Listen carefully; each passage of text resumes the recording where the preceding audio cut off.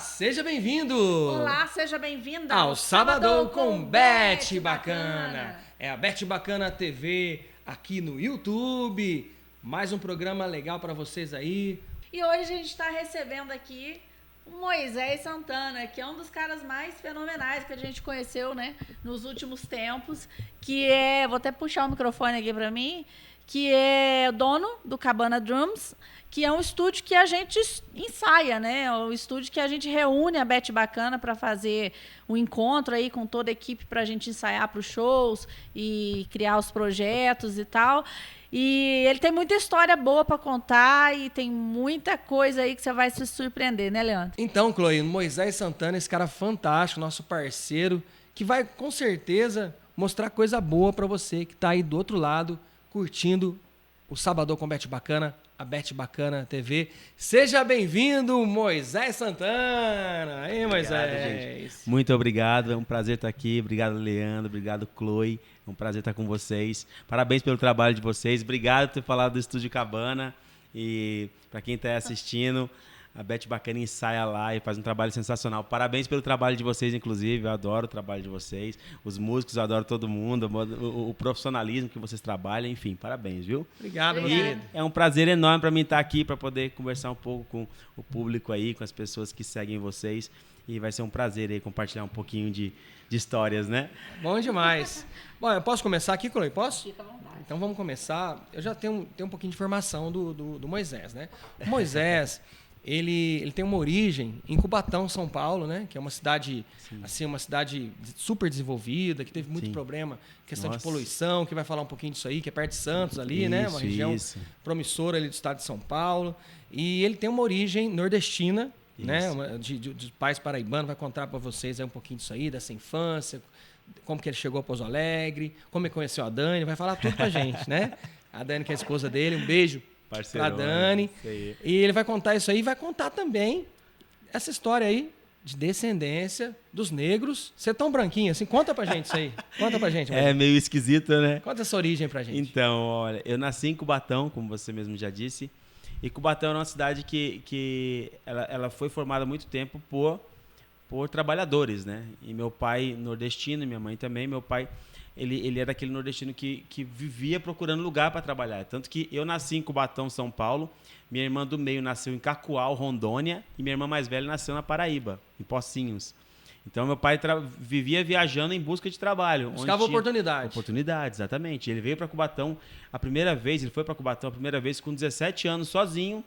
Sozinho, pegou carona no caminhão, foi sozinho, chegou lá, descobriu que tinha trabalho, voltou para Paraíba e trouxe a família inteira.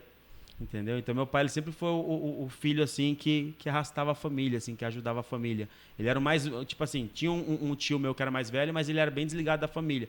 Esse meu pai era o segundo mais velho e ele que meio que guiava tudo. Aí ele foi buscando trabalho. Sim, essa é uma realidade, né? Só historicamente aí para as pessoas, principalmente os mais novos, né? Sim. Isso é uma realidade histórica do nosso país, né? Que as pessoas do Nordeste, né? Das periferias, dos estados mais, né, distantes, vinham para São Paulo, para os grandes centros, para procurar trabalho. É uma realidade, né? Daqueles anos 60, 70, 80. Exatamente isso. Ele veio a primeira vez eu não vou lembrar o ano exato, se eu falar eu vou errar. Eu sei que foi a única solução que ele achou realmente para fugir da fome, né? Era bem precário a situação nessa época. Meu pai não morava, eles moravam em Pocinhos, num lugar bem complicado. E família muito pobre. Meu pai parou de estudar na 3ª série, que não tinha condição de estudar, que ele trabalhava em olaria. Ele com 7 anos de idade, acho que era 7...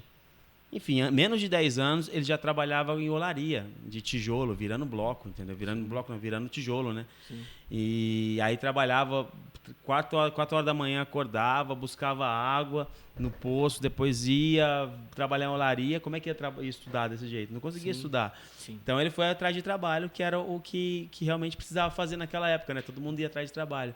E aí eu nasci em Cubatão, né? Mas tem essa raiz forte. E minha mãe era descendente direta de africanos. Como eu aprendi com o Neném me ensinou isso, eu achei muito legal. Que não existe, a gente não pode falar africanos escravos, né? Porque ninguém nasce escravo, né? Africanos escravizados, né? Sim. E eu achei super interessante dar ênfase nisso.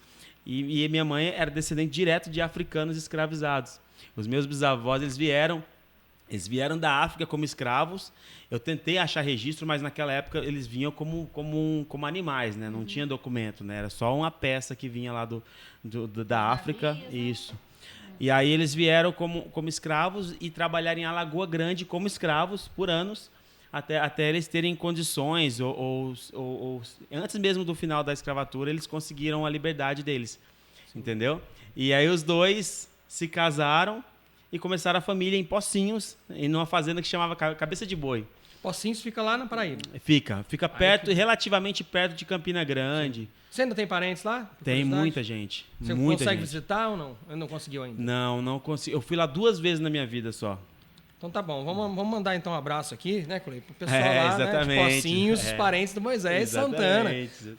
Fala um pouco mais da família Santana, o que é mais sobrenome? Né? Meu nome inteiro é Moisés de Santana Inocêncio. Então né? a família Inocêncio Santana. Isso, exatamente. É isso? Então se você for um Santana Inocêncio, já comenta embaixo aqui no vídeo, que a gente vai levar o seu recado E a sorte a gente tá para todo o planeta, né? E o complicado é que naquela época, minha família, às vezes é até engraçado, eu converso com a Dani aqui, que é minha esposa, e ela é totalmente diferente. A família dela inteira é aqui de Pouso Alegre, todo mundo nasceu aqui, ou estiva, tal, mora todo mundo aqui, conviveu com todo mundo a vida inteira. Só que é diferente da realidade que a gente estava falando. O nordestino, ele não tem isso. Sim. Nasceu, filho, vai embora, vai procurar serviço, sai pra lá. Então era tudo muito, muito distante. Tenho muito parente que eu nem conheço. Chloe, e a Dani? Vai puxa esse assunto aí. Você que é a mulher do esquema aí? Não, já que a gente chega na Dani, eu quero saber como é que você chegou em Pouso Alegre primeiro. Isso é interessante, viu? Na verdade, olha que doideira. Meu pai, ele tinha, quando ele era solteiro, ele teve muitos problemas, assim, sabe? Ele foi para São Paulo, chegou em São Paulo, ele teve um problema psicológico eu não sei como é que chama isso, mas eu sei que tem um nome, que ele travou. Ele estava trabalhando, só ele trabalhando. O meu avô era alcoólatra, ele morreu por conta de alcoolismo. Uhum. E ele batia na minha avó toda noite. Minha avó morava num barraco em Cubatão. E para conseguir um dinheiro, que meu avô não trabalhava, e só meu pai que trabalhava na casa, as minhas tias era tudo mais nova. E para conseguir um dinheiro a mais, ela começou a costurar a roupa dos trabalhadores. Que Cubatão foi uma cidade feita meio que para ser um distrito industrial, tipo, digamos assim, um povoado para os operários morarem lá, porque em Santos era muito caro e não tinha espaço para eles. Eles trabalhavam no Porto de Santos, mas eles tinham que morar em Cubatão. Ou eles trabalhavam nas firmas de Cubatão, ou então, que era meio que o distrito industrial da Baixada Santista, ou eles trabalhavam em Santos, mas moravam em Cubatão. Então só tinha operário lá, basicamente. Operário e tinha muito japonês lá, por que pareça. Que japoneses também vieram para cá, fugiram da guerra, né? Muita gente. E aí meu pai, né, e meus avós moravam num morro assim, muito barraco, e tinha muito operário. Aí minha avó começou a costurar a roupa para esses operários, né, para conseguir uma grana a mais, tal. E aí meu avô chegava, via que ela estava costurando, ficava brava e batia nela. Era um horror, a família é muito problemática. E foi uma época meio complicada. E meu pai era o único que trabalhava para levar uma grana lá, para ajudar, né? O único que trabalhava não, minha avó também trabalhava, mas enfim. E aí, nisso ele teve um travamento, assim, travou. A cabeça dele travou e ele não conseguia mais ter ação nenhuma. Ele ficou super travado. E aí, ao invés da família dar um suporte, o que fizeram? Eu até falo que isso daria um outro livro. Só a história do meu pai daria um outro livro, que é a intenção que eu tenho de escrever a história dele. A família, ao invés de dar um suporte para ele, a família jogou ele no manicômio e voltou para Paraíba.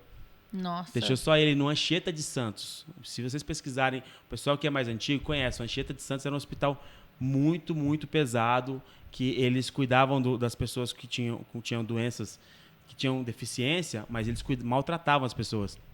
E meu pai, ele teve assim, aquele lance que a pessoa fala que as pessoas têm, que ele travou, ele via tudo, ouvia tudo, mas não tinha reação nenhuma. Nossa. Ele chegou naquele lance de enxergar, ele falava que enxergava o corpo dele em cima, por cima, assim, até, sabe? Às vezes, ele acordava e enxergava por cima, assim, como estivesse fora do... É bizarro, assim, a história do meu pai. Emocional? Emocional, totalmente emocional, por conta da pressão do que ele estava vivendo. Foi muito bizarro, e a família inteira abandonou ele ficou sozinho no Anchieta de Santos.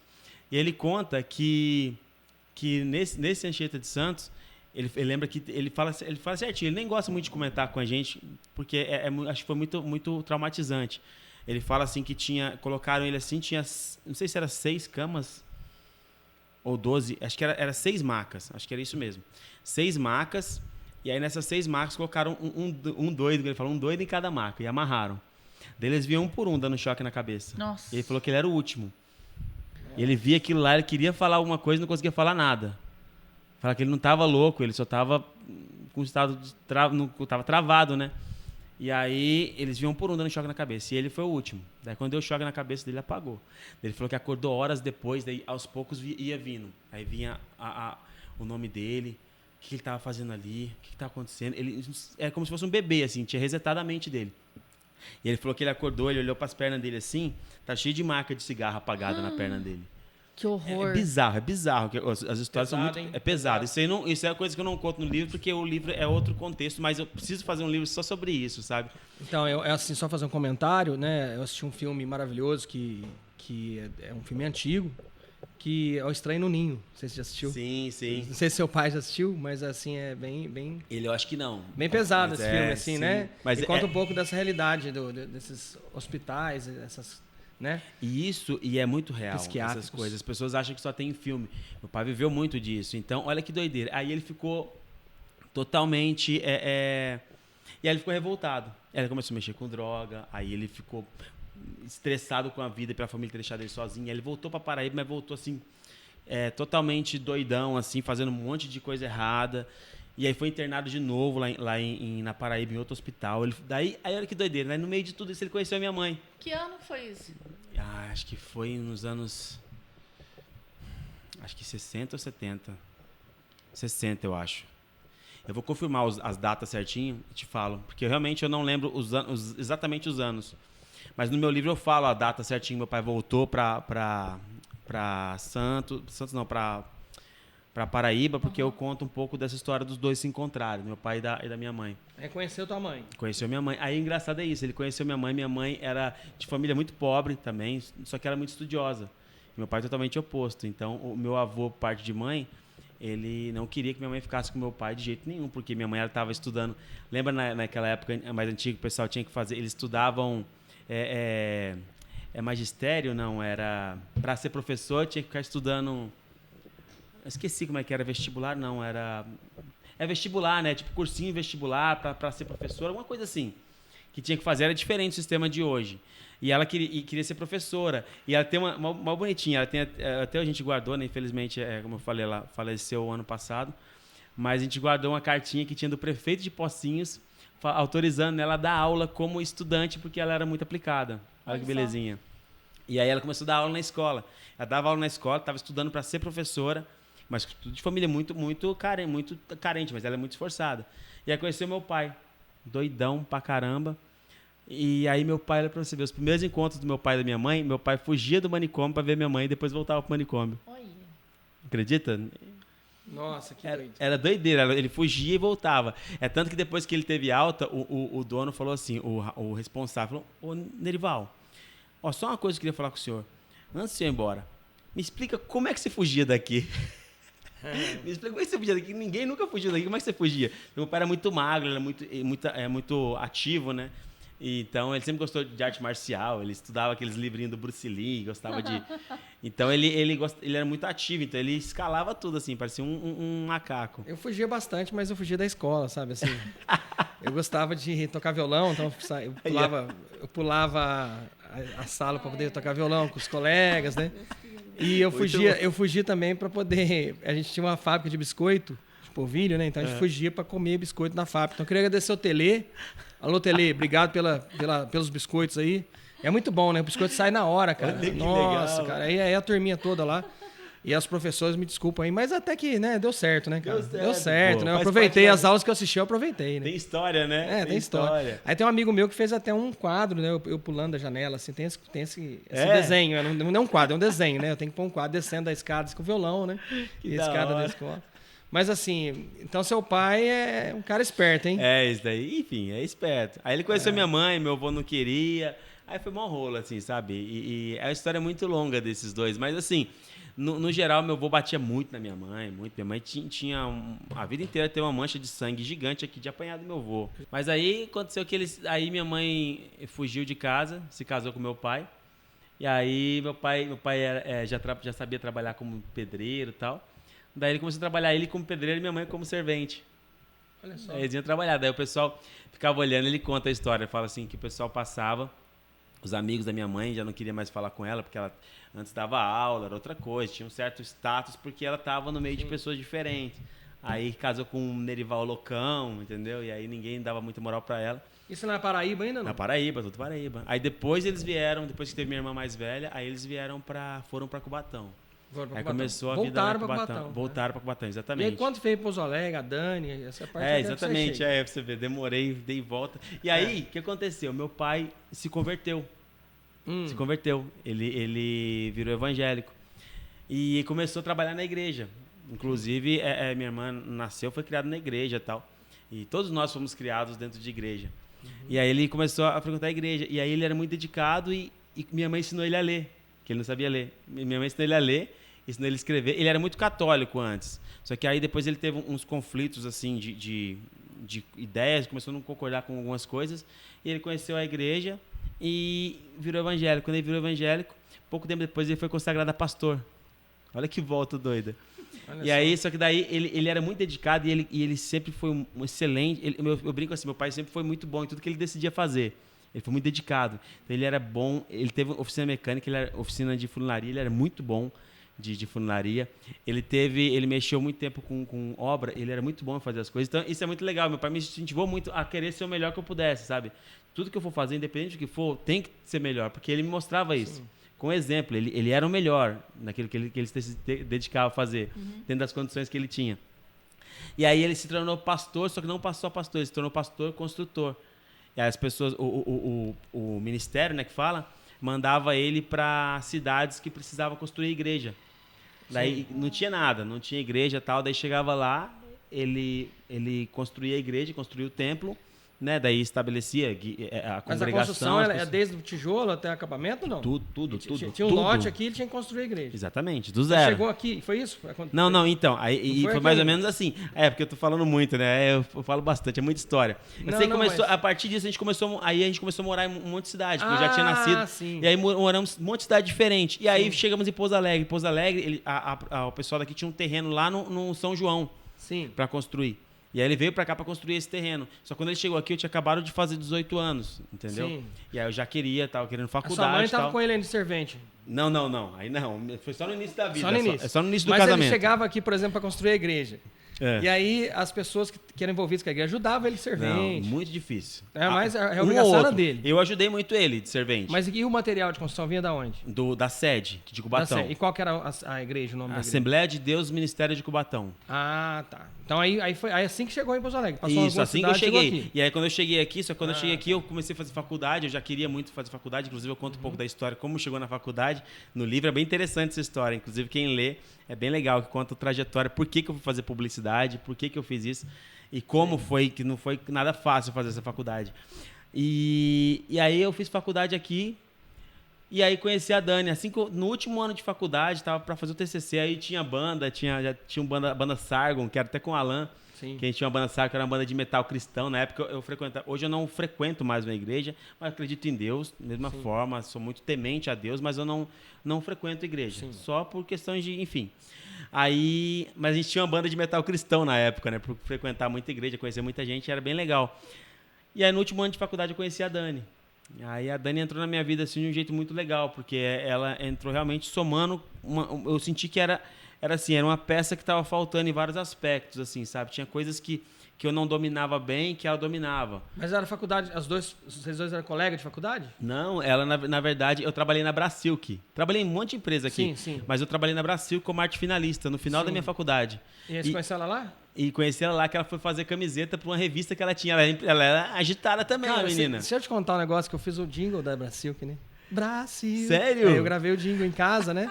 Porque o Tigrão era sócio, né? Acho que o Luciano, exatamente. Então, aí quando nessa época, a Brasil foi patrocinador, inclusive, quando eu lancei Rock de Minas, da primeira camiseta, legal, assim. Pô. E eu fiz o jingle deles, Brasil, que era bem legal, cara. Que da hora ali, ó. Trabalhei lá 2 anos e pouco lá na Brasilk.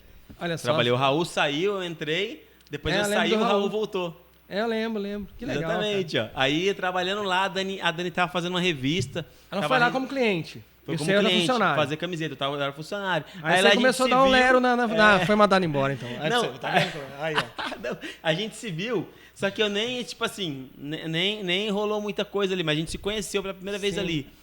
E aí, eu tinha a banda que eu falei, aí eu fui tocar, você já estava ativo na música já, aí eu fui tocar numa festa de 15 anos no buffet da mãe dela. Era Simp Song já? Não, era o Sargon. Era o Sargon, que era a banda cristã. Exatamente, só que aí nessa época a gente já fazia uns covers, umas coisas mais aleatórias. Aí a gente foi tocar numa festa de 15 anos no buffet da mãe dela, que é o Estrela da Manhã. Sim. Aí quando eu fui tocar lá, daí ela me viu de novo e aí começou a rolar, trocar uns olhares. E depois disso, ela me adicionou no Orkut.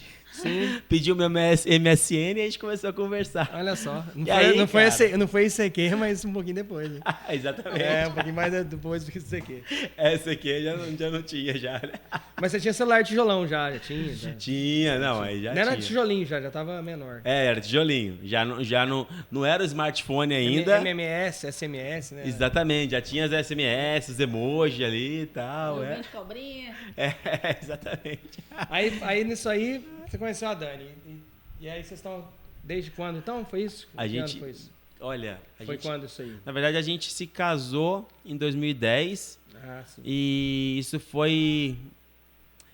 Não, desculpa, 2012. Foi 2010 que eu conheci ela, em 2012 a gente casou. É isso. Aí estão juntos até hoje, mais de 10 anos já. Isso. Firmão. Então seu pai era um pastor construtor. Existiu o pastor construtor. Exatamente. Que legal. Olha que doideira, eu não sabia né? disso. Então, muito louco, né? Então pode ter um pastor cantor, pode ter um... Pode ter. Pode, cada ministério... E eu gostava disso, eu gostava porque eu conheci muitos pastores nessa época toda e eu via muita gente assim que infelizmente usa do pastorado como muleta para não trabalhar, sabe? Quando ele se converteu, é uma história até bonita, que ele fala que ele tomava remédio controlado, que era muito caro, tarja preta, lá que só a prefeitura que tinha que comprar e para ele usar. E quando ele se converteu, ele jogou tudo no lixo.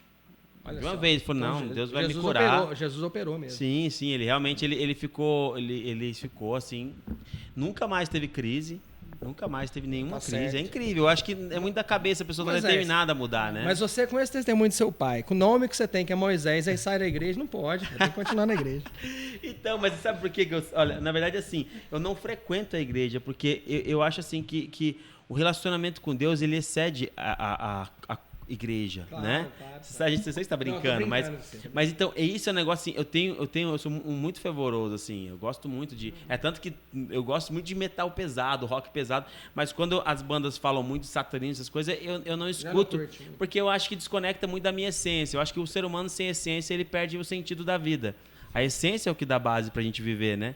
E minha essência é essa, eu nasci numa família que tinha Deus como uma base ali para você tomar suas decisões. Eu falo sempre assim, a Bíblia, eu não estou querendo falar de religião aqui, não, pelo amor de Deus, não confunda. Mas assim, a Bíblia, ela é um livro de conduta, né? De boas práticas. A pessoa fala, não, mas não sei o que, Bíblia religiosa. Não, esquece a religião. Lê aquele livro assim, pensando que é a conduta básica para o ser humano viver em sociedade. É um livro de conduta, entendeu? Só que a pessoa... Aí, por que eu não faço mais parte de nenhuma instituição religiosa? De vez em quando eu ainda vou, minha esposa gosta de levar as crianças e tal. Não tenho nada contra ir em uma igreja, mas eu acho que a instituição religiosa tem muitas coisas que eu não concordo. Então, eu acho muita hipocrisia, entendeu? Tá ali dentro.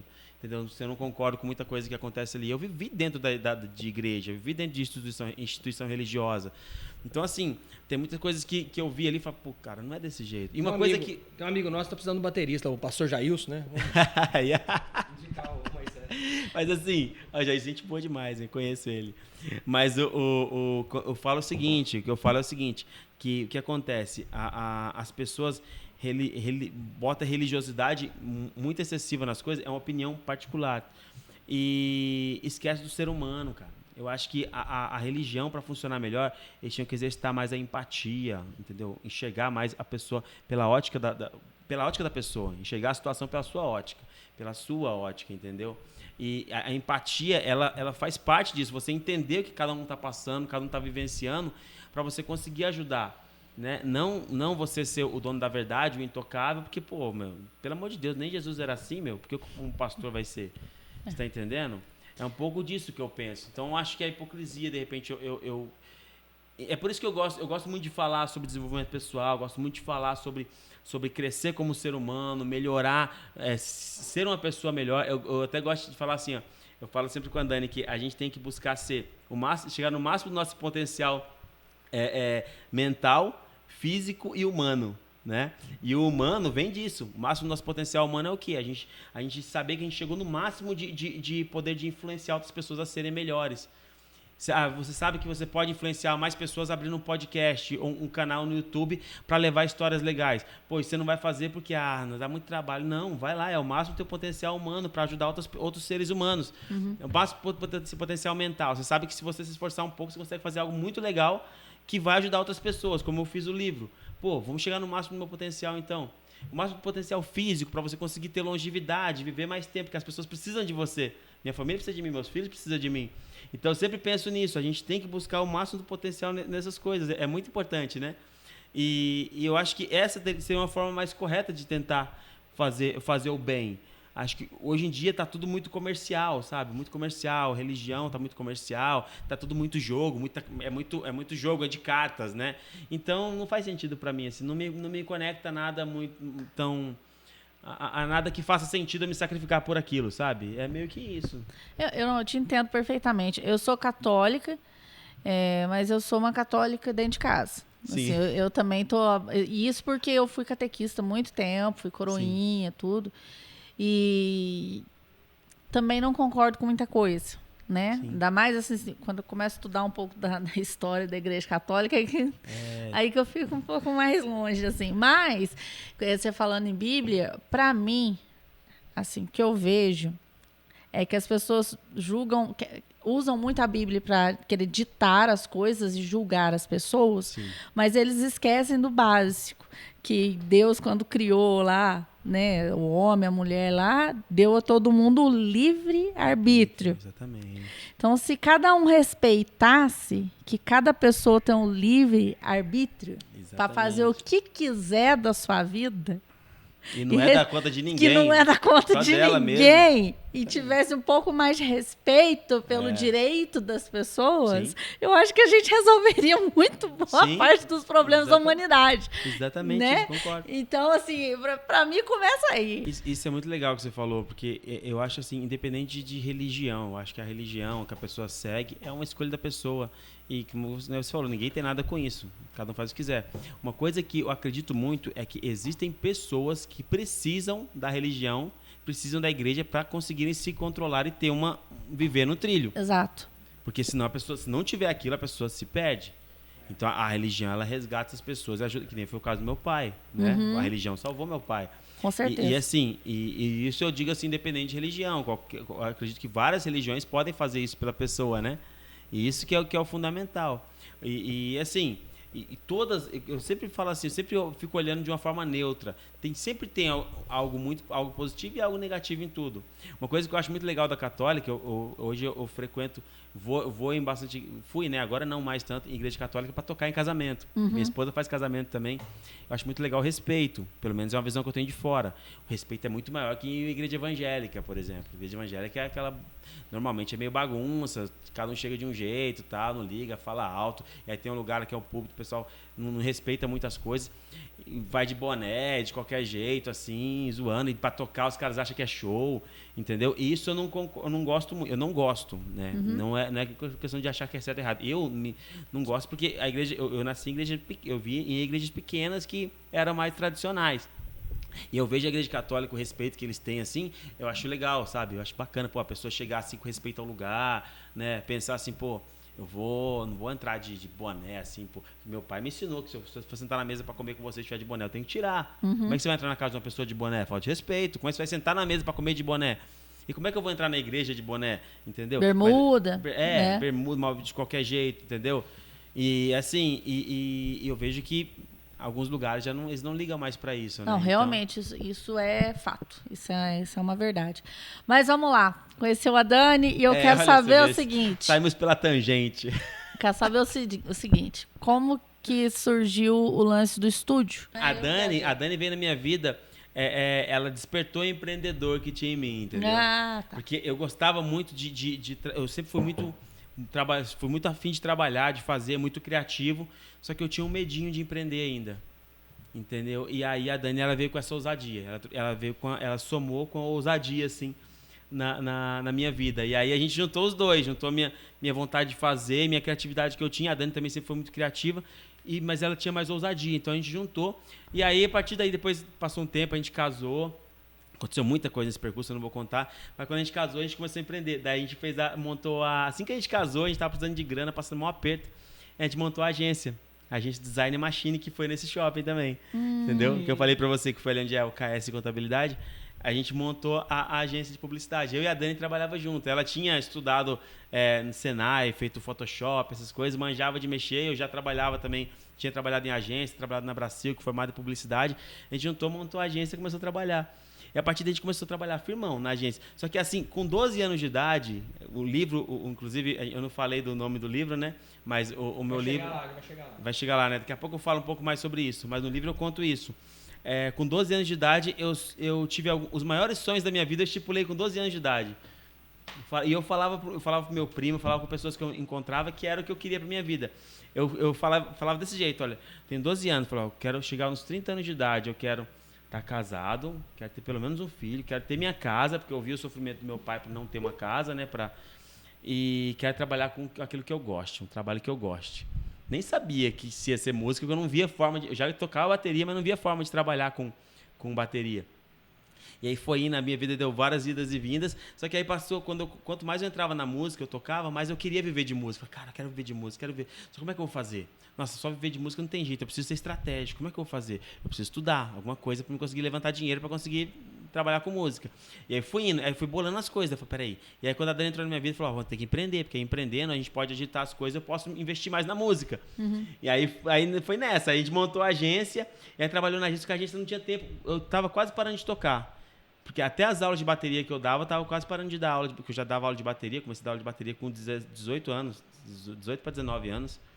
E eu tava parando de dar aula de bateria porque era muito tempo. A gente vinha para cá, entrava às 9 da manhã, mais ou menos, não entrava muito cedo. A gente saía aqui de meia-noite. Saía muito tarde, era muita coisa, muito trampo, a gente pegou muito trampo, não conseguiu nem divulgar a agência, nem um minuto, porque começou a aparecer muita coisa, a gente se esforçava bastante. E aí eu falei, Dani, não dá pra ficar assim, a gente tem que mudar. Daí a gente resolveu montar um outro empreendimento, que foi uma quadra de futsal. Tem uma história longa que eu conto no livro como é que eu cheguei nessa quadra de futsal, que era um cliente que eu tinha, o cliente me propôs uma sociedade, depois ele pulou fora da sociedade, eu fiquei com um galpão de 600 metros, 3 pau de aluguel por mês, e eu falei, caramba, o que eu vou fazer aqui? Eu falei, não, peraí, não vamos devolver não, vamos pegar firme, vamos montar uma quadra. Daí a gente montou uma quadra de futsal. Aí era o Arena Futsal, que ficava na Avenida do Horto ali, em frente a Ice Bom. Não sei se você chegou a conhecer. Nossa, a gente ficou 3 anos com a Arena Futsal. E aí eu falei, Dani, agora com isso aqui, a gente consegue enxugar um pouco os trabalhos da agência, porque lá vai estar rendendo uma grana também, e aí a gente consegue começar a construir o estúdio, que eu tinha já no terreninho. A gente já tinha construído nossa casa, a gente construiu enfim, na raça, eu e a Dani. E depois a gente tinha... E o terreno ela ganhou do pai dela. Então isso ajudou muito a gente a começar a vida. Eu estou muito grato a ele por isso. E aí a gente construiu a casa e falou, tem um terreno do lado. Agora com a Arena lá eu posso começar a diminuir os clientes. Você se vira com os clientes aqui, depois à noite eu faço as coisas e eu vou trabalhar de servente para a gente agilizar o estúdio. Né, que na minha casa eu trabalhei de servente o tempo inteiro. Eu e o pedreiro, nós dois juntos. E aí o estúdio foi a mesma coisa. Juntou eu e o pedreiro, vamos construir esse estúdio agora. Como tinha o Arena e eu conseguindo enxugar os clientes da agência, eu ia para a Arena à noite, né? Aí durante o dia a Dani fazia uma coisa ou outra para os clientes que precisava fazer. Eu ia para a Arena à noite, ficava com o notebook fazendo serviço para os clientes lá no futsal. Para agilizar por lá. Depois chegava às vezes em casa, fazia mais coisas. Só que daí o futsal deu muito bom. O primeiro ano foi muito bom. Então a gente conseguiu, colocar todo o dinheiro no estúdio, no primeiro estúdio lá. E aí foi indo. E aí depois que o estúdio ficou pronto, eu até chamo o Arena de Futsal de empreendimento estratégico para construção de sonho futuro. Porque eu queria viver de música. Não era futebol, nunca foi futebol a minha parada, mas minha parada era a música. Só que eu precisei ser estratégico e ter um empreendimento estratégico para que me rendesse dinheiro para eu conseguir fazer aquilo que era um sonho maior, que era viver de música. Sim. E aí, aí o Arena Futsal, eu terminei o estúdio, o Arena Futsal em novembro, em novembro de 2000 e... Nossa, deu branco aqui. 17? Não, desculpa. É isso mesmo. Em novembro de 2018, eu fechei o Arena Futsal. E em fevereiro de 2019, eu inaugurei o Estúdio Cabana. Mas vocês fecharam porque foi uma escolha. Porque poderia continuar. Não dava, não tava mais tão legal. Porque tinha baixado um pouco. Quando a gente começou, tinha o quê? Tinha o Bandolim, tinha a quadra do Costa Rios, e tinha uns 3, no máximo 4 futsal, society muito devagar. Sei. De 2 anos, que a gente, no segundo ano já abriu um monte. No terceiro ano, acho que abriu uns 8 ou 10 society. Aí complicou. Tinha mais quadra de futsal do que farmácia na cidade. Não, era só. Eu tinha um futsal e abriu muito society. E o mineiro, ele prefere mais, ele gosta mais de society. Sei. O paulista gosta mais de futsal. O mineiro gosta mais de society. Então a concorrência aumentou muito. Caraca. Então, o seu era futsal ou era society? Futsal. Ah, futsal. Salão.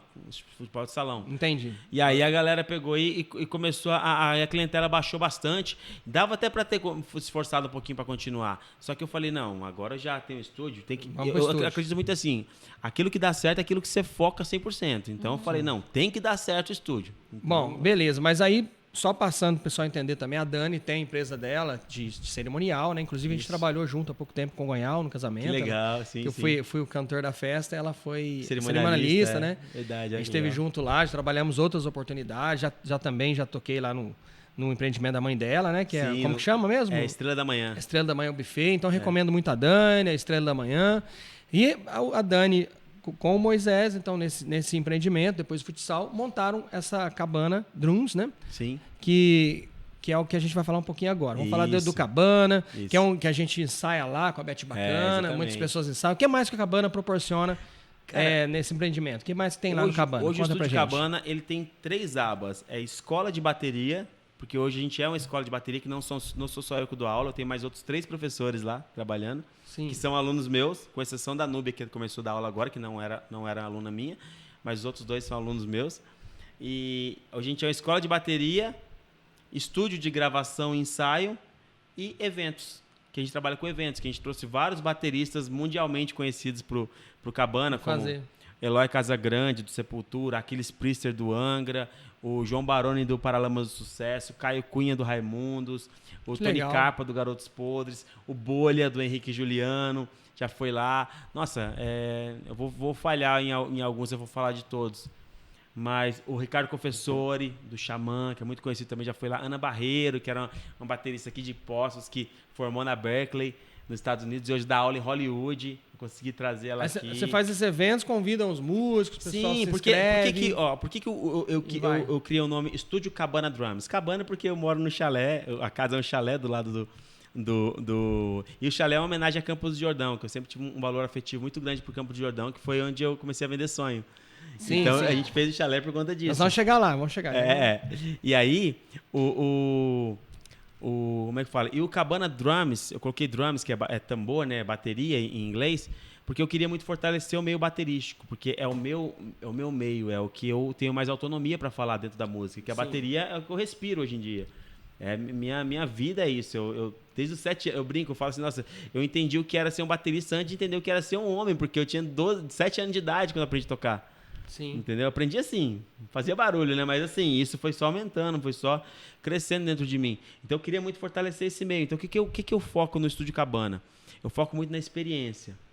Eu acredito assim, as pessoas às vezes reclamam da internet. Falam, nossa, meu negócio é que eu vou fechar minha loja, porque a internet está cheia de coisa mais barata. Mas eu sempre falo para as pessoas, foca na experiência.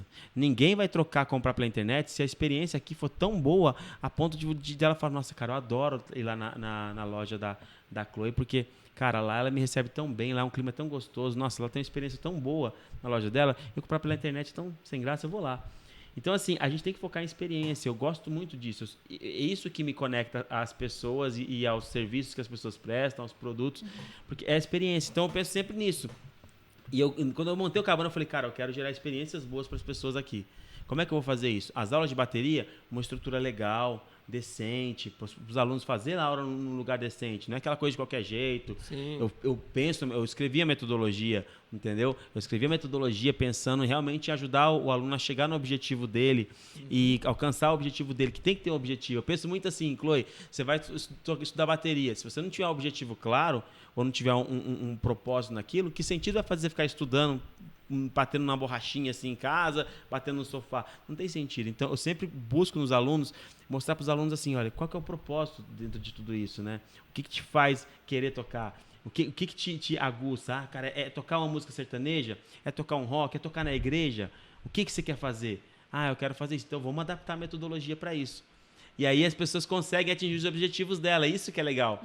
Porque não é, para mim, na minha opinião, uma escola de bateria, uma escola de música, o sucesso dela não está em formar um monte de cara zica pra caramba, mas tudo sem humanidade, sabe? Aquele pessoal, tipo uma réplica, tudo igual. Não, a gente tem que fazer bem para as pessoas. A música tem que fazer bem para as pessoas. Eu tenho uma aluna, que eu não vou citar o nome dela, que ela entrou lá, ela estava em depressão. Porque a mãe dela tinha morrido de uma forma bem drástica, assim, bem pesada, há pouco tempo. E ela começou a fazer aula falando disso. E lembro que ela estava bem pesada. Hoje, você vê a alegria que ela está. E aí, no mesmo ano, no final do ano, ela apresentou. Você precisa ver o sorriso no rosto dela. Ela se apresentando no final do ano. Você vê que ânimo que ela estava. E agora o filho dela faz aula também. A energia que ela bota para fora. Nossa, é outra pessoa. E eu acredito que a música fez parte disso. Eu não vou proporcionar, não vou falar que tudo foi a música, não. Foi da pessoa tomar atitude. Auxilia muito, né? Auxilia muito. Então, isso para mim é o mais importante. Então, a gente tem esse braço da escola de bateria, tem o braço do estúdio, que no estúdio a gente tem gravações, várias gravações. A gente trabalha os ensaios, vocês já conhecem muito bem como é que é os ensaios.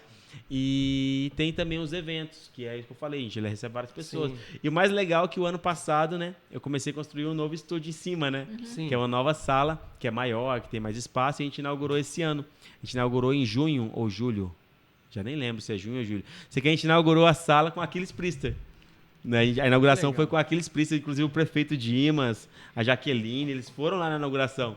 Foi super legal, assim, foi bacana pra caramba. E foi muito bacana, porque a gente viu o negócio crescendo ao ponto de eu inaugurar outro estúdio e tava lá, tá tendo 2 ensaios hoje. O pessoal tá ensaiando. E o mais engraçado, o mais legal é você ver as bandas que começaram a ensaiar lá, tocando assim relativamente mal, que era, você percebia assim que os caras tocavam assim, não era tão legal. E você vê hoje os caras estão tudo melhor, tocando evolução, pra caramba. Evolução. Porque tá ensaiando, tá ensaiando com qualidade, tem equipamento de qualidade, tem som de qualidade, os caras se ouvem, entendeu? E a banda vai evoluindo e você vê as bandas, caramba, mano, essa banda aqui você podia jogar num palco gigante em São Paulo, não fecha, e os caras fazem um trampo. Eu sou fã. Agora acho que chegou o momento mais importante do nosso programa, né? Que vamos falar desse trabalho do Moisés, que você já percebeu que ele fala bastante, ele tem muita história para contar, né?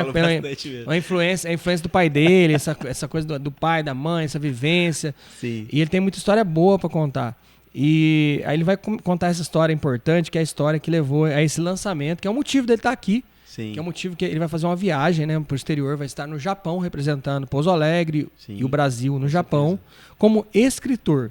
Então ele vai falar um pouquinho, vai contar essa história. E eu achei esse título sensacional do livro que ele lançou, que já está à venda em todas as plataformas digitais. É um livro físico, né? Sim. Vai sair o e-book, mas é o físico. Então fala pra gente, conta a história desse menino, desse garoto que vendia sonhos. O garoto que vendia sonhos é o título desse livro. Fala pra gente. Tá dando uma fome, hein? Bem que podia ter um sonho aqui, hein? É verdade.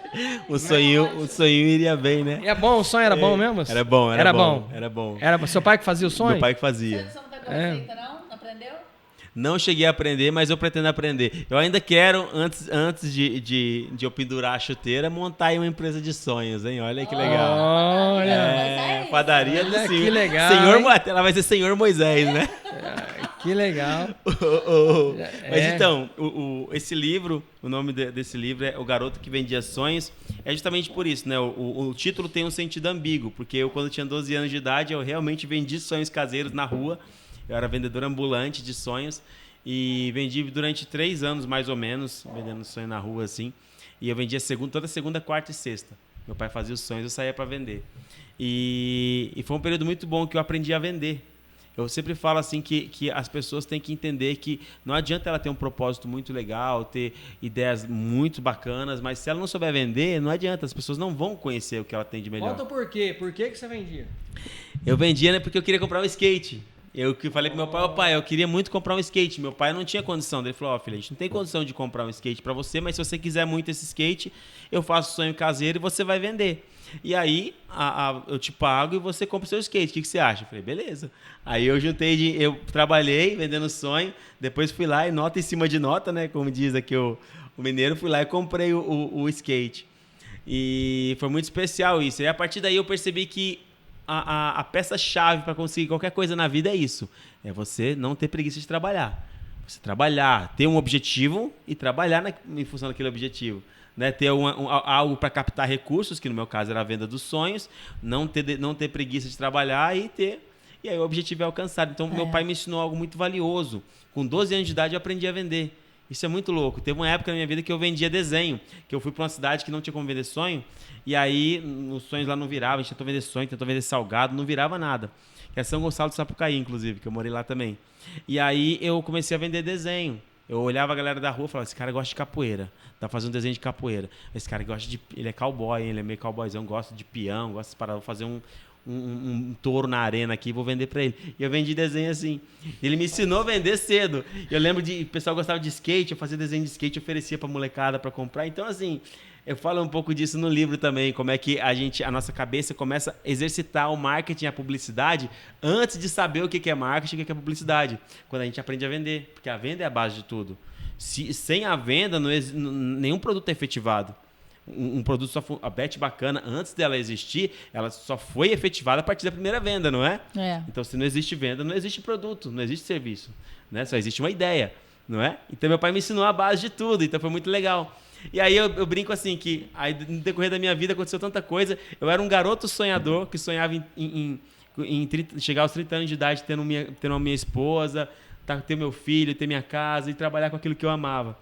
Eu era um garoto sonhador que vendeu sonho caseiro na rua, que cresceu, que voltou a vender sonho depois de grande, que hoje no Estúdio Cabana, através das aulas de bateria, através das gravações, dos ensaios, dos eventos, das experiências que eu falei para você, que a gente consegue proporcionar para as pessoas, a gente sente que está ajudando as pessoas a realizar sonho delas também. E isso é legal. Então eu brinco que o garoto que vendia sonho voltou a vender sonho depois de grande, quando encontrou o seu propósito, que é mudar a vida das pessoas através do trabalho que ele faz, que é o que eu faço. Eu mudo a vida das pessoas através do meu trabalho. Isso é muito gostoso. E eu sinto que com isso eu consigo mudar a vida das pessoas de alguma forma para melhor. Então, o garoto que vendia sonhos é isso. E aí, depois de tudo isso, eu escrevi o livro na pandemia, o livro ficou meio engavetado o ano passado, e surgiu um evento em São Paulo. Esse evento em São Paulo, minha esposa que achou lá, escafunchou, falou, Moisés, vai nesse evento em São Paulo que vai ter umas editoras lá, pode ser uma oportunidade legal para você fazer um network e conseguir lançar o seu livro por uma editora, ao invés de lançar sem editora nenhuma. Daí eu falei, beleza, vou lá. Aí tinha um monte de coisa acontecendo na minha vida que impedia de ir nesse evento, mas eu fui no evento, que eu vi que era uma oportunidade bacana. E aí chegou lá, eu fiz uma palestra, eu tive que montar uma palestra para apresentar a história do livro. Eu fiz um storytelling, né, que montei uma história, a base da história do garoto que vendia sonhos, eu montei e fiz uma palestra sobre isso, mostrando a essência do que realmente tinha no livro, que era acreditar nos seus sonhos, ir em busca do seu sonho, não apenas sonhar, né? Planejar e trabalhar em função dos seus sonhos diariamente. Fala de resiliência, fala de superação, encontrar o seu propósito para realmente seguir aquilo que você quer, de paixão, trabalhar com aquilo que você tem paixão. Então fala muito sobre isso o livro. Então eu fiz uma palestra falando sobre tudo isso e apresentei. Nessa palestra tinha um monte de gente importante lá, inclusive um empresário que faz o maior evento de empreendedorismo do Japão. E esse empresário me viu palestrar e me convidou para fazer o fechamento do Expo Premium, que vai acontecer no Japão no dia 4 e 5 de novembro. Que legal, Chloe. Top demais. Sensacional. Top demais. E aí é isso. E aí eu vou estar indo para lá, para o Japão, vou estar viajando para lá para apresentar esse livro. E o mais legal é que, olha para você ver o poder do network, né? A gente falou do Conecta Mais Música e Mercado, sim, que lá rola network a rodo, né? Para quem quiser participar. E eu fui lá nesse mesmo evento, eu conheci o Maurício Cita, que é o dono da Literary Books, que é uma editora super renomada, que é uma editora internacional, que faz distribuição no Brasil, na Europa, no Japão e nos Estados Unidos. Ela já faz distribuição nesses países, né? Enfim, nesses lugares. E aí o editor ficou sabendo que eu tinha um livro, o Maurício Sita ficou sabendo que eu tinha um livro, quis conhecer o livro. Eu apresentei o livro para ele me convidou para entrar na editora e preenchi o contrato de 4 anos com eles. Como eu já estava convidado para ir no Japão, ele falou: Moisés, vamos fazer o seguinte, eu tenho distribuição no Japão, tenho um parceiro que vende livros para brasileiros, esse evento que eu vou fazer lá é um evento para brasileiros, que esse evento que vai ter lá é o maior evento de comunidades, né, que existe, que é realmente uma expo que reúne pessoas brasileiras que moram no Japão. E então vai ser uma palestra para brasileiras. Não vou precisar aprender japonês. Então vai ser tranquilo. E aí ele falou assim, como a gente já tem distribuição no Japão, vamos lançar seu livro lá. O que você acha? Eu falei, sensacional. E aí, o lançamento oficial vai ser no Japão, nesse evento que eu vou estar fazendo, porque ele fecha um ciclo, né? Faz muito sentido fazer esse lançamento lá, porque fecha um ciclo, né? Porque realmente isso é muito grandioso para mim. Saindo da realidade que eu vivia, de repente, de uma pessoa que veio lá dos meus pais, a luta dos meus pais no Nordeste, para conseguir dar pra gente uma vida melhor, a vida dos bisavós da minha mãe lá na África, quando vieram pro Brasil, trabalharam como escravam aqui. Então, tudo isso, a batalha minha mesmo, que teve várias lutas que eu tive para conseguir chegar aqui, que no meu livro eu conto tudo isso. E agora eu já de cara ser lançado cair no mundo das palestras como um palestrante internacional indo palestrar no Japão, isso é muito surreal para mim. Nossa. Entendeu? É muito surreal, é coisa que eu falo, caramba, mano, eu nunca iria imaginar no ano passado que isso fosse capaz de acontecer. Mas é o que eu sempre falo, se a gente trabalha direito, se a gente corre atrás, uma hora, cara, a gente falou muito de Deus aqui, então uma hora Deus fala assim, olha, agora eu vou te mostrar que os sacrifícios valeram a pena. Ó. E aí quando o pessoal chega e fala, nossa, você não está surpreendido com nada? Eu falo assim, olha, eu estou feliz e realmente não imaginava que ia chegar nesse ponto. Mas, cara, eu não estou surpreendido porque eu sei o que eu caminhei para chegar aqui. Claro. Então, e é tanto que as oportunidades, que eu sempre falo, a oportunidade, não existe negócio de a oportunidade que veio na hora errada, não. A oportunidade, o que determina se a oportunidade veio na hora certa ou não é o nosso preparo. Se eu não tivesse preparado para chegar lá com um livro escrito e dar uma palestra para um monte de gente lá que é super influente, eu não conseguia essa oportunidade, porque eu não ia estar preparado. Então, eu me procurei o quê? Eu me preocupei em estar preparado e ser eu mesmo, ser minha verdade. E minha verdade fez com que tudo isso acontecesse. São muitos fatores, né? Um conjunto de coisas Sim. que acontecem, né? Então você tem aí o dedo da Dani, né? Vamos falar da Dani. Nossa, A Dani é sua esposa. A Dani é parceiraça minha, que teve essa iniciativa de te levar no evento. Então começou ali. Da mesma forma que no casamento, né? Que ela entrou com ousadia no casamento para me ajudar a empreender. E aí ela foi a ousada de novo. Claro, a Chloe na Beth Bacana também tem essa coisa. Porque a Beth Bacana era uma banda que fazia shows esporádicos, assim, de festas e tal, e bailes, e não tinha um trabalho próprio da Beth Bacana. O trabalho próprio era do Leandro Damasceno e da Chloe. Sim. Aí, a partir do dedo dela, né, ela falou, não, nós vamos juntar nós dois, a Beth Bacana não vai ser banda de baile, mas vai ser uma banda que vai ter um trabalho artístico próprio. Aí mudou, transformou. Então, é o dedo dela. Transformou. Se foi fácil. Porque aí juntou o Leandro Damasceno, a Chloe. Inclusive de produtores que trabalham com a gente, que não acreditavam nisso. Falaram, não, eu acho que não. A Leandro Damasceno, a Chloe, a Beth Bacana, não tem nada a ver vocês dois. Tal. Com uma banda show. E aí, tipo, as coisas acabam que estão dando certo e estão caminhando, né? Com o dedo dela também. Sim. E eu vou dar outro exemplo. Eu acho assim, a questão da mulher, né? Não importa se é o homem ou a mulher. Pode ser a mulher fazendo alguma coisa, o homem ajudando, o homem fazendo a mulher ajudando, os dois fazendo junto. Mas tem um vídeo rodando da neta do Beto Guedes. Não sei se vocês chegaram a ver, que eu não comentei com a Chloe. A neta do Beto Guedes, canta uma música famosa do Beto Guedes, que é um grande compositor, né? E aí ela conta uma história, depois que canta esse grande sucesso dele, que lá em Belo Horizonte, na época do Clube da Esquina, eles saíam, né? E saiu o Beto Guedes com a esposa, né? Que era namorada na época, e foram para um barzinho, tava o Ronaldo Basso, tal, aquela turminha toda, Milton Nascimento, e aí eles escreveram essa música, né? Essa canção nesse bar, fizeram essa música lá e tal. E aí, se não fosse a esposa, no caso a avó, né, da menina, essa música teria se perdido, porque ela anotou tudo, eles fizeram lá, ela anotou no papel, guardou, e aí eles começaram a beber, esqueceram, não lembravam disso. Aí ele, no outro dia, perguntou, você sabe se teve algum registro e tal, a gente escreveu? Não, eu anotei tudo aqui, tá aqui. Que legal. Entregou, então, a partir do momento, né, da participação dela lá. Então, assim, eu vejo que acabou sendo as mulheres aí, tipo, fazendo tendo seu diferencial, né? Mas pode ser o homem também, né? Na vida de uma mulher e tal. Então acho que é muito importante, não só o esposo, a esposa, namorado, como também o amigo, né? O irmão, o pai. Acho que é isso, é participação. Sim. É um network dentro de casa, né? Network dentro da sua casa, da sua família. Eu acho que você tem muito também do seu pai, da sua mãe, da sua avó, que costurava, né? Sim. Nessa questão. E assim, a gente tem que dar os parabéns pro Moisés. Vamos bater uma salva de palmas para ele aí. Eu acho assim, Moisés, você tá coberto de razão, sabe? Quando você fala que você não surpreende. Porque só a gente sabe o caminho que a gente percorre e o dia a dia que a gente enfrenta, né? Tanto profissionalmente quanto no seu dia a dia lá com a Dani, né? Você sabe as dificuldades e, enfim, o caminho que você percorreu para estar preparado, né? E os sacrifícios, as coisas que você teve que... Eu não falo abrir mão, mas as escolhas que você tem que fazer. Porque eu acho que na vida a gente tudo é escolha. Você escolhe os caminhos que você vai andar e nisso você acaba tendo que escolher coisas que você vai deixar. Exatamente. Né? E você acaba deixando coisas ali para trás, né? E às vezes até dói um pouco, né? Porque é coisa que a gente é muito apegado, mas... E aí você tem que, às vezes, se reconstruir né, a partir do zero várias vezes. As pessoas não veem isso. Eu falo que é muito fácil as pessoas olharem, por exemplo, a pessoa não te conhece. Saiu tudo que é notícia aqui na região, que o escritor vai para o Japão, a pessoa não te conhece. A pessoa vai lá e bota uma carga energética, né, absurda, achando que você tá...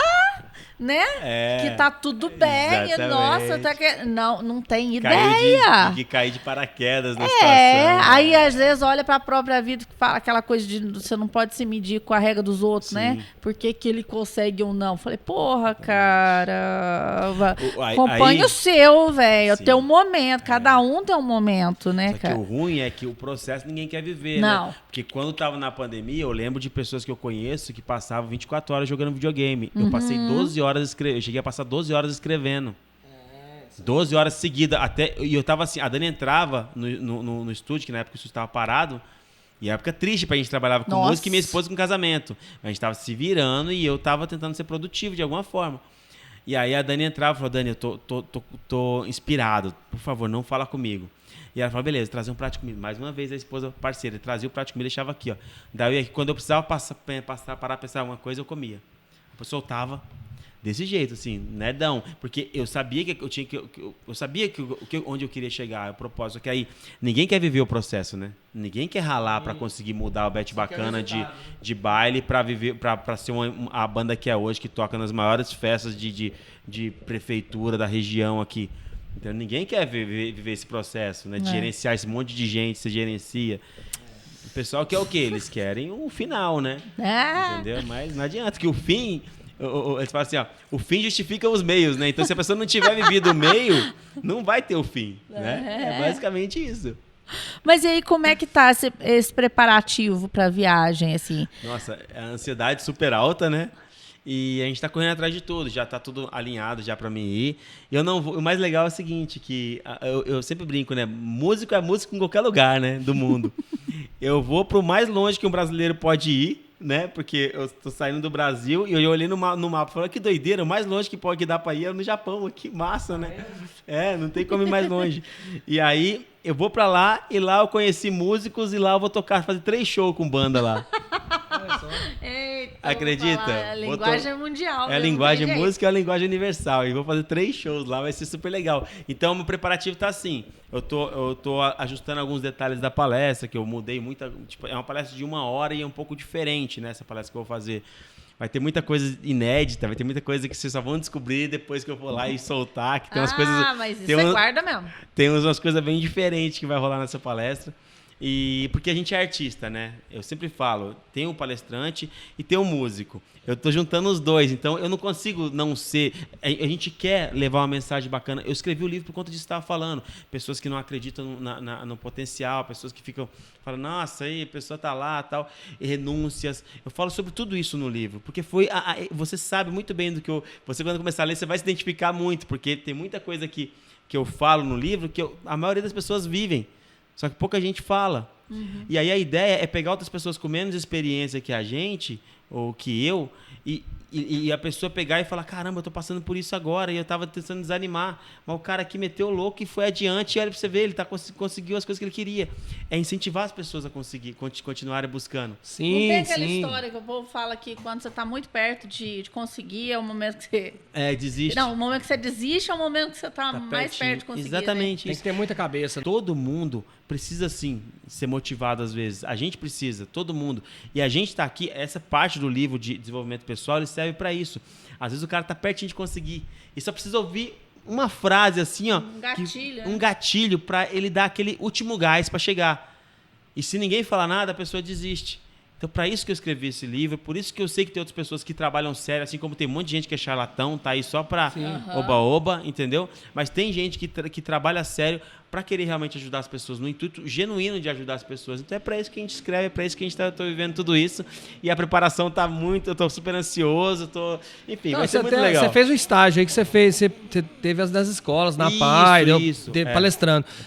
As pessoas eram o quê? 50, 100, 200 pessoas? Só fala o número de pessoas mais ou menos, em média, assim, que tinha. Teve uma palestra que eu fiz no Virgília Pascoal, que devia ter umas 200 adolescentes. Mas tinha de 50 cara. também, tinha? Oi? 30, 50, tinha? Tinha. À noite eu fiz uma palestra à noite, que inclusive foi bem pesada, tá até bom. com outra galera, que foi mais ou menos 30 pessoas. Então é o seguinte, vou te dar uma ideia aí. Quando você for fazer uma palestra que tiver 30, 50, eu acho difícil, porque agora vai ter 1.000, 2.000, porque o homem vai pro Japão, vai ter duas. Mas quando tiver 30, 50 e você abrir a fábrica de sonhos, você dá um sonho pra cada um, entendeu? Muito bom. Aí você chama a gente, vai cobrir, entendeu? Porque olha aí, show de bola. né? Olha que bacana. Boa, gostei.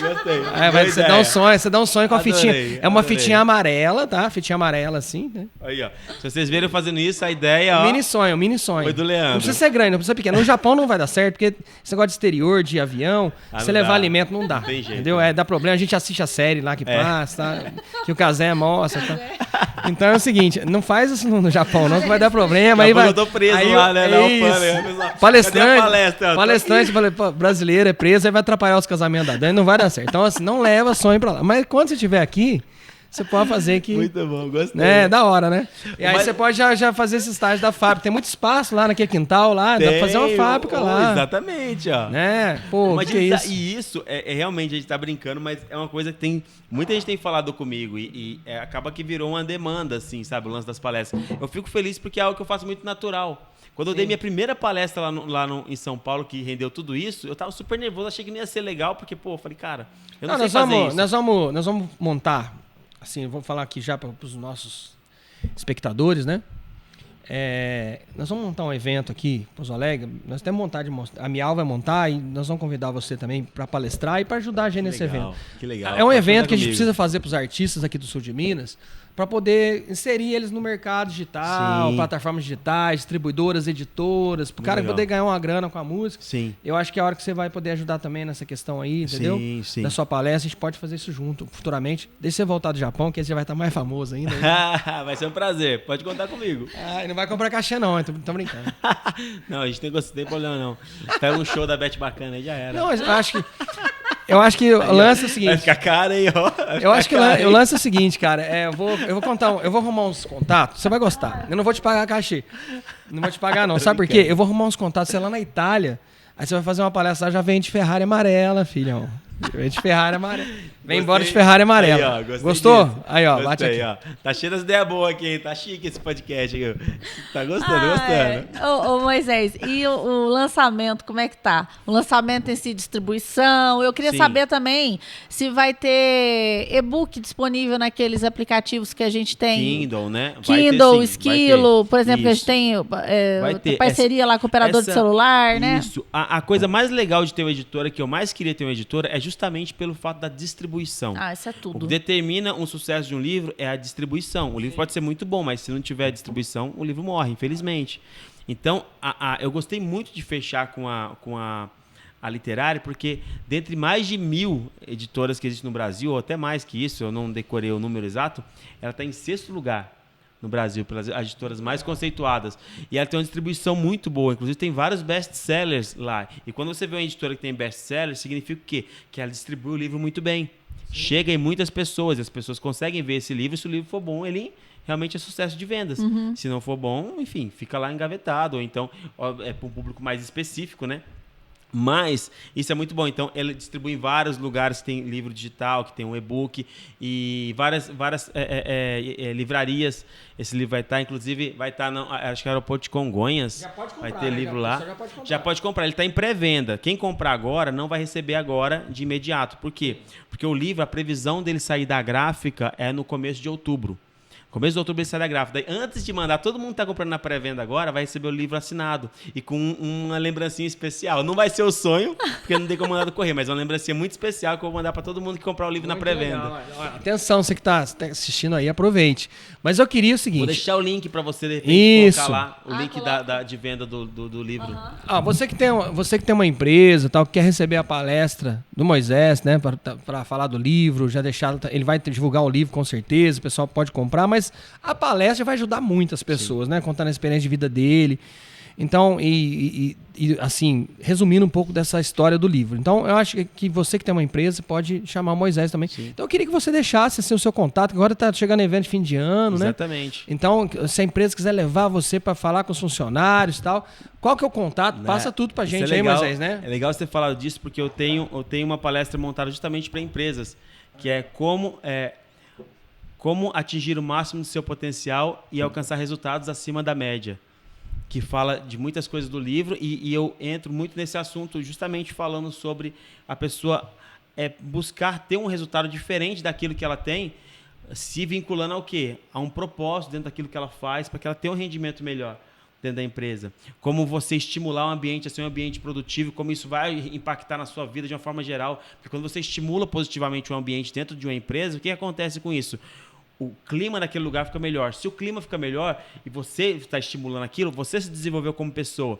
E a base para uma pessoa alcançar o sucesso profissional, sentimental, em todos os âmbitos da vida dele, é o desenvolvimento pessoal. Sim. Então, se a pessoa se desenvolve como pessoa, o relacionamento dela fica melhor.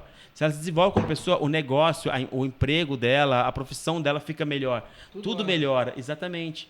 Quando você fica... Hoje eu acordei assim, ó, eu falei para meus meninos assim, hoje a gente acordou, teve um dia super legal. Daí eu falei, vamos ter um dia uau, a gente brincou com eles. Minha esposa que tem esse negócio de uau, falou, hoje nosso dia vai ser uau. Vai ser muito bom o dia inteiro. Aí a gente saiu com essa pilha. E o dia foi sensacional. E eu fui na academia, estava voltando, e eu fiquei pensando, cara, e o senhor saiu assim para lavar o carro. Daí ele falou comigo assim, eu estava meio dando um Cooperzinho, assim, que eu estava atrasado para tomar um banho e dar aula. Ele falou, você tá parecendo aquele cara que tá indo pra guerra aí, correndo, tá com um short camuflado, né? Daí eu falei, eu tô indo pra guerra da vida, né? Tem que ser. Deu um sorriso gostoso, gente.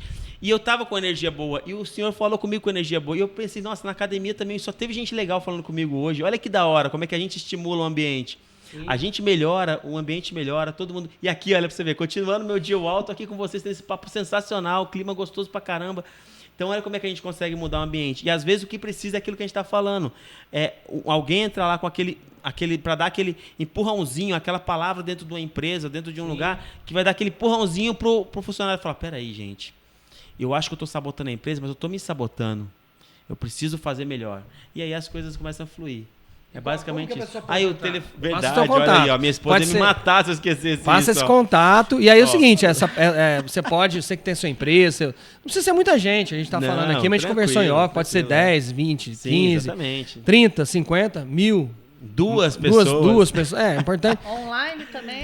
Online. Ó, qual o contato? Então, passa pra gente o contato. Quem quiser saber mais sobre palestras, levar para sua empresa um conteúdo legal, específico, para que realmente venha motivar os seus funcionários, as pessoas que trabalham, para que as pessoas estejam mais motivadas para trabalhar, fortalecer o trabalho em grupo, treinamento de líderes, para que os líderes comecem a repensarem realmente em conjunto, pensando num bem comum. É só mandar mensagem para Daniele, que é minha esposa, Daniele Rosa, de novo entrando na jogada. O telefone dela é 35 99243 9269. Ou então pode me procurar no Instagram também. Meu Instagram é Moisés Santana Baterista.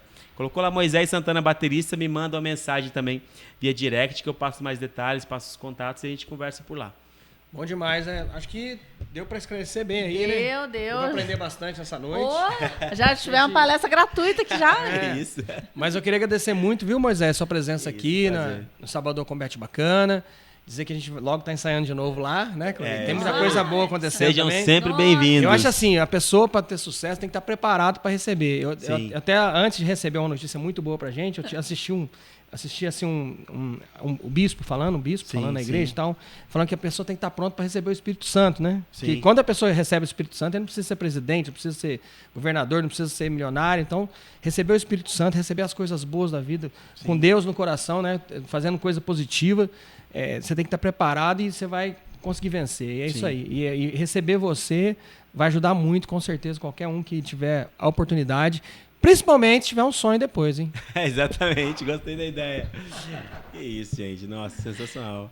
E, assim, te agradeço bastante. Sei que tá corrido pra ti aí, você tá na correria. Não, tranquilo. Preparando as coisas, mas pra gente é muito, muito bom poder trocar ideia com gente do bem, né, Leandro? Pra começo de conversa. Queria dizer pra você que nem já falei no Facebook, sempre que a gente vai ensaiar lá no estúdio, pra gente é muito bom, a gente adora ensaiar lá, a gente fica muito feliz com esse espaço que você construiu, assim, não só que a gente utiliza, mas a gente sabe a importância do teu estúdio para a região. Sim. E eu espero que você consiga alcançar as pessoas com esse livro da forma com que você atinge a classe musical aqui, com os cursos, com as palestras, com a aula de bateria, né? Sim. Que você consiga chegar nas pessoas que precisam ouvir essa palavra, que você consiga ser esse gatilho positivo na vida das pessoas, para que elas consigam alcançar seus sonhos, assim como nós todos estamos conquistando. Exatamente. Nossa, Chloe, Leandro, muitíssimo obrigado. É um prazer gigante estar aqui. Estou me sentindo muito em casa, muita vontade. E é isso, né? Eu acho que nem você falou, com pessoas do bem, né? Eu acho que quem é de verdade sente quem é de verdade. A gente vai e a gente consegue se conectar com essas pessoas e realmente flui naturalmente, né, as coisas. Então, para mim é um prazer estar aqui. Tá uma correria para resolver as coisas, mas a correria sempre vai existir. Isso aqui que é o mais importante, né? A gente compartilhar. Compartilhar os momentos que a gente vive, porque só momento sem ninguém para compartilhar é muito vazio, é muito triste, né? Uma pessoa que vive um monte de coisa legal, mas não tem ninguém para compartilhar. Então, o que a gente tem que preservar é as amizades, é o vínculo com as pessoas, porque o resto, como meu pai dizia, o resto a terra come, né? Então, o que fica é isso, a amizade. E o maior legado que a gente pode deixar no mundo é qual? É a saudade. E a saudade só vai existir quando vocês lembrarem de mim, assim, pô, Moisés foi embora. Nossa, como foi legal aquele podcast com o Moisés, né? Pô, que saudade de trocar ideia com ele. Isso, pra mim, é o maior legado que eu posso deixar na Terra. É melhor do que bateria, melhor bateria se não sei de onde. Tanto faz isso aí, ninguém vai nem lembrar. Não é verdade? Mas é isso, galera. Só queria lembrar vocês de acessar aí betbacana.com.br.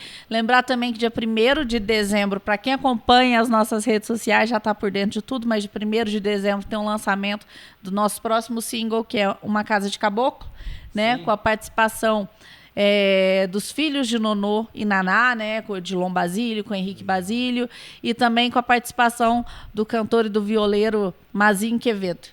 É verdade, vai ser muito bom, né, lançar esse produto no mercado, que é um produto histórico, essa canção, essa regravação, que é uma das 10 músicas mais lindas da música sertaneja, da música caipira, e pra gente é uma honra estar fazendo essa regravação, né, trazendo para vocês.